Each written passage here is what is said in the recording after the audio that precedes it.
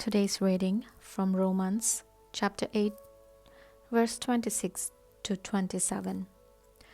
Brothers and sisters, the Spirit comes to the aid of our weakness, for we do not know how to pray as we ought.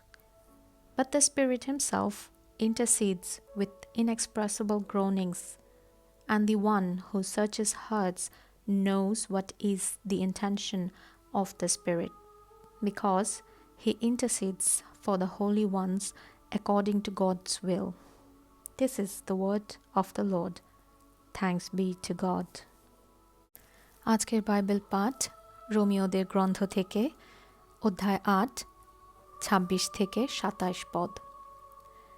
আর সেই রূপে আত্মাও আমাদের দুর্বলতায় সাহায্য করেন, কেননা উচিত মতে কি প্রার্থনা করিতে হয় তাহা আমরা জানি না, কিন্তু আত্মা আপনি অব্যক্ত আত্মস্বর দ্বারা আমাদের পক্ষে অনুরোধ করেন।